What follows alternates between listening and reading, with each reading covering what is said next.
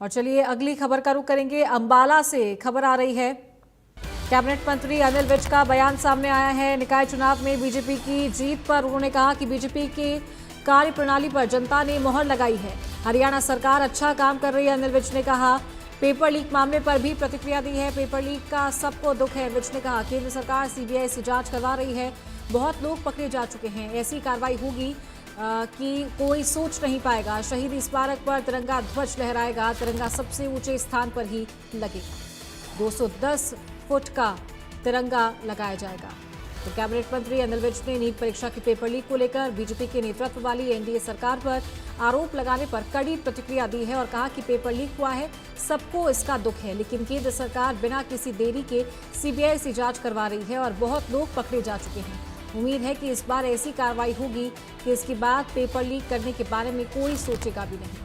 निकाय चुनाव में भाजपा की बम्पर जीत हुई, जिसको लेकर अनिल विज ने कहा कि ये भाजपा की ठीक कार्यप्रणाली पर जनता ने मोहर लगाई है। लोगों ने सबको जिताकर ये कहने की कोशिश की कि हरियाणा सरकार अच्छा काम कर रही है। शहीद स्मारक पर देश की शान तिरंगा ध्वज लहराएगा। और इस बारे में प्रतिक्रिया देते हुए अनिल विज ने कहा कि शहीद स्मारक एक राष्ट्रीय स्मारक है और राष्ट्रीय स्मारक पर राष्ट्रीय ध्वज होना आवश्यक है।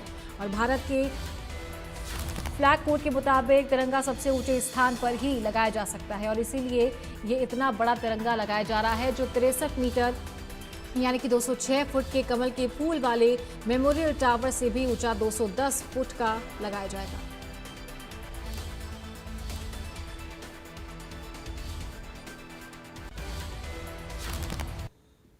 की ठीक कार्य प्रणाली पर हरियाणा की जनता की मोहर है।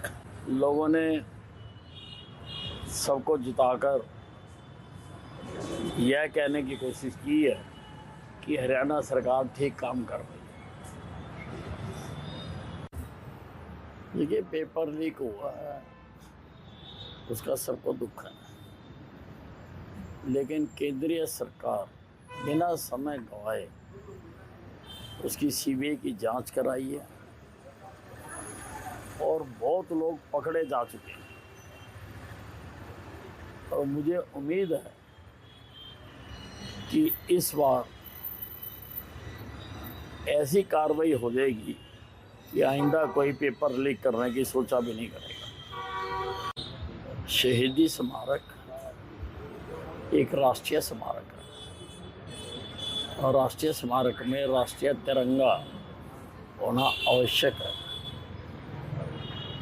और भारत के फ्लैग कोड के मुताबिक तिरंगा सबसे ऊंचे स्थान पर ही लगाया जा सकता है। इसलिए ये इतना बड़ा तिरंगा लगाया जा रहा है क्योंकि 63 मीटर का तो कमल का फूल ही है, ताकि उससे भी ऊपर जाए। तो मेरा ख्याल है शायद हिंदुस्तान में इतना बड़ा कोई तिरंगा नहीं होगा जितना बड़ा तिरंगा यहाँ लगाया था।